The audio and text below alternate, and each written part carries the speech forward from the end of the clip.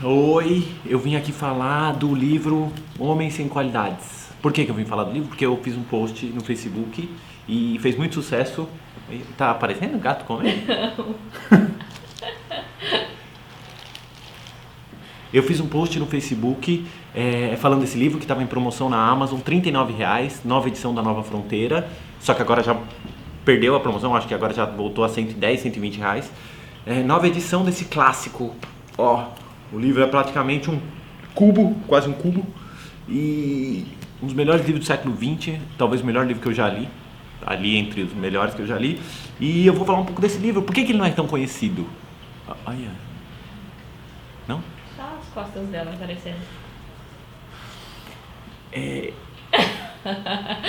Ai, sai daí. Saia, vai derrubar. Então, esse livro, por que ele não é tão conhecido? É um dos melhores livros do século XX, mas ele não é tão conhecido quanto deveria. Ao contrário de, sei lá, Montanha Mágica, Ulisses, as pessoas não conhecem tanto. E não conhecem tanto o Robert Musil. O Robert Musil, ele começa no século XX, austríaco, da mesma época do Thomas Mann, James Joyce. Só que o Robert Musil, ele só escreveu praticamente esse livro. Na verdade, ele escreveu outros, mas ele dedicou 20 anos da vida dele a escrever esse livro, para tentar entender o mundo. Enquanto outros caras escreveram vários livros e ele reescreveu. Então tem capítulos aqui que você sabe, você sente que foi reescrito durante 20 anos. Bem, falando um pouquinho do livro ou do autor, qual que é melhor? Fala do livro, né? Fala do livro. Tá. O livro que é, mas não tem como não falar do livro, não falar dele. Então conversa dele. Ele começou a escrever, ele é austríaco, ele começou a escrever o livro em 1920. O que acontece? A Europa entrou na Primeira Guerra Mundial entre 14 e 18. E ele decidiu fazer um livro, ele falou, eu vou desenhar como era a Europa antes de entrar na Primeira Guerra Mundial. Porque eu quero entender por que a Europa entrou na guerra. Por que quase foi destruída a civilização ocidental. Só que ele demorou tanto refletindo, escrevendo o livro, que deu a Segunda Guerra Mundial. E ele não tinha terminado o livro. E aí ele morreu, na verdade, em 1942, antes de terminar a Segunda Guerra Mundial. E aí, então, o livro foi escrito durante 20 anos. Começou em 1920 e poucos e terminou em 40.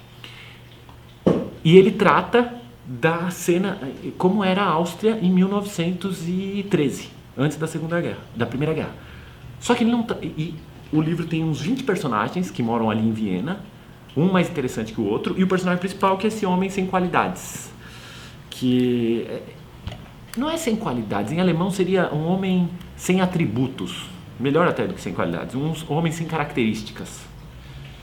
Mas não vamos falar disso agora. O que a gente vai falar? O livro ele é muito moderno. Em 1913, ele desenha 1913 Viena como é São Paulo atual. Como eu falei, o começo do livro é um acidente de carro, em que uma pessoa é atropelada e vem a ambulância e toma a pessoa. Só que o livro é narrado das pessoas que estão na janela, olhando o cara sendo atropelado e a ambulância levando.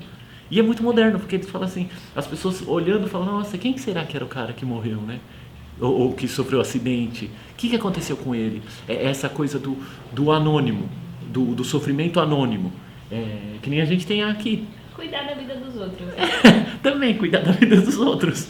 E tanto é que ele descreve as pessoas que estão observando, elas observam um casal de mãos dadas na rua, vendo o acidente da ambulância. E aí eles falam, será que esse casal é um casal mesmo ou são amantes? Nossa. E aí a imaginação vai indo, essa coisa do anonimato, é muito divertido. O livro tem uns 23 personagens, você imagina, né? Um baita livro desse daqui, tem muitas ideias, é um livro de ideias. Um dos personagens mais interessantes, que é o que eu gosto de falar, é o Moos Brugger. Quem que é o Moos Brugger? Moos Brugger é um serial killer de mulheres, que enforca as mulheres e que foi preso. Logo no começo do livro ele é preso pela polícia e vai ter um julgamento. Os jornais adoram falar do Moos Brugger, sensacionalista total, e ele vai ser condenado à morte, provavelmente. E o personagem principal, o homem sem qualidades, ele adora o Moos Brugger, ele adora ler sobre o Moos Brugger. E o Moos Brugger é legal, que é o jeito que ele usa uma sátira ao jornalismo. Ele fala assim que as pessoas, os jornalistas detestam o Moos Brugger, as pessoas detestam o Moos Brugger, mas não param de publicar jornal sobre o Moos Brugger. Tem aqui um trecho, eu acho que eu gostei daquele trecho, você achou bom? Achei ótimo. Aqui, ó. As mórbidas aberrações de Moos Brugger, já nas primeiras notícias, tinham sido consideradas como, abre aspas, até que enfim uma coisa interessante, por milhares de pessoas que, censuravam ao mesmo tempo o sensacionalismo dos jornais. As mesmas pessoas que falavam que o jornal era sensacionalista adorou ler sobre o Moosbrugger. Essa que é a brincadeira. É semelhante a algumas notícias de cocô, não é? Brontossauro total, né? Brontossauro. A gente pode censurar, mas a gente não para de ler sobre o brontossauro, né? Aqui, ó. Os jornalistas, olha essa parte, os jornalistas tinham expressado sua repulsa, mas não pararam antes de contar os 35 golpes na barriga. O jornalista está criticando, mas descreve os golpes da barriga que o Moosbrugger deu nas mulheres. Tem outro momento aqui que eu adoro, é uma parte que eu sempre releio, que o Homem Sem Qualidades, ele pega um jornal de 1913 e começa a folhear o jornal. E aí ele fala como que é a sensação de folhear um jornal. Cadê?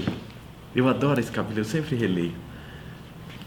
Havia ou não havia, afinal, guerra nos Balcãs? 1913, ele fala, né? Certamente acontecia alguma intervenção, mas se era guerra, ele não sabia. Tantas coisas abalavam a humanidade. Superara-se novamente o recorde em altitude de voo, uma coisa impressionante. Se ele não se enganava, chegara-se agora a 3.700 metros, e o homem chamava-se Juru. Um boxeador negro batera um campeão branco, conseguindo o título mundial. Chamava-se Johnson. O presidente da França ia para a Rússia. Falava-se em ameaça à paz mundial. Um tenor recém-descoberto ganhava na América do Sul quantias que não se ganhava nem na América do Norte. Um terrível terremoto devastara o Japão. Pobres japoneses. Em suma, muita coisa acontecia. O final de 1913 e o começo de 1914 era uma época agitada. Mas o período de 2 ou 5 anos antes também fora agitado. Cada dia tem suas excitações. Apesar disso, a gente, no melhor dos casos, mal se lembrava do que realmente aconteceu. O cara folheando o jornal e ele não lembra. Ele fala, novo terremoto no Japão. Nova doença descoberta ou curada. Aí ele brinca aqui, ó. Que coisa estranha é a história. Pode-se afirmar com segurança que este ou aquele acontecimento já tiveram lugar nela, ou certamente ainda teriam. Mas, de que fato já sucedera, não se estava certo. Pois, para acontecer é preciso que algo aconteça num determinado ano e não em outro. Ele está falando que ele não tem condição de saber o que aconteceu. Ele fala, alguma coisa sobre a sífilis.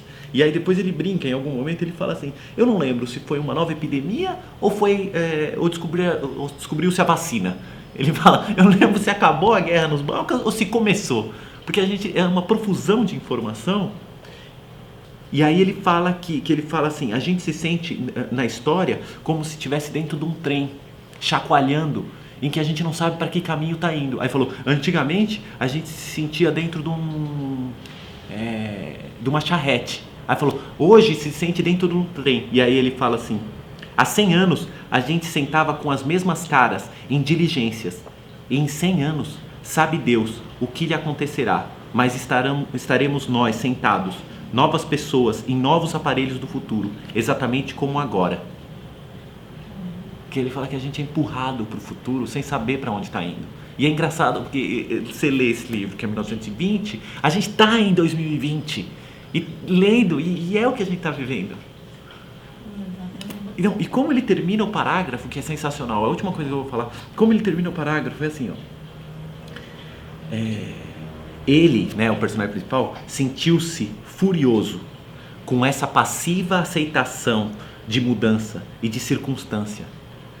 A contemporaneidade desamparada, a participação resignada e desordenada, realmente subhumana dos séculos. Quer dizer, o ser humano resignado em ser empurrado para o futuro.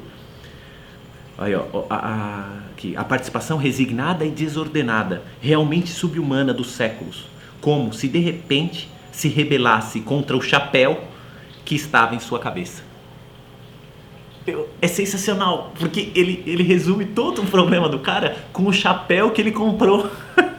Que quer dizer que é ao mesmo tempo que é cômico, mas também é real. É assim, a gente às vezes se revolta com algo minúsculo, que é tipo, ele comprou um chapéu que na sensação dele tem um formato esquisito e ele está desconfortável com o chapéu. Assim, ele está desconfortável, sei lá, com a moda. Ele está desconfortável com alguma coisa que ele escolheu. Só que ele está colocando a culpa na humanidade que está indo para o buraco. Não é genial como ele termina esse capítulo, né? Aqui, ó. Revoltado lá, como se de repente se rebelasse contra o chapéu que estava em sua cabeça. Não sei, eu... Você não vai me descontando, então perdeu o costume, né? Exato, tá descontando, mas o problema é o chapéu. Meu, que escritor. Que escritor, né? Fala nada, é isso, leiam um livro, não sei o que falar, né? Passem a vida além do livro. Passem a vida, eu tô relendo completamente, sempre tô relendo, né? Eu nunca paro de ler. Aqui, ó, tem uma hora, só vou falar a última frase do livro, que ele tá cheio de frases, ele é sagaz, ele é tipo meio Machado de Assis, ó. Tem uma parte assim que o capítulo 92, quanto capítulo é? 92 e ainda não chegou nem na metade. Capítulo 92, as regras de vida da gente rica. Todo homem rico considera a riqueza uma qualidade de caráter.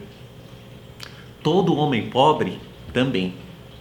Todo mundo está silenciosamente convencido disso. Olha só. Essa daí eu sempre me lembro. Que os homens ricos e pobres consideram a riqueza uma qualidade de caráter. Ó, leiam Homens Sem Qualidades. Se dediquem. Eu estou o tempo todo relendo, lendo. Eu poderia fazer uma série de vídeos só sobre esse livro. E é isso. Se alguém já leu, me fala. Se alguém comprou e achou um porre, me fala também. Pode mandar para mim o livro, eu aceito outra edição do livro, eu dou de presente para as pessoas. E é isso. Se quiser que eu fale mais de literatura alemã, austríaca, eu falo também. Se não quiser, eu não falo. Tá bom. Já é, show. Aí depois, sabe o que?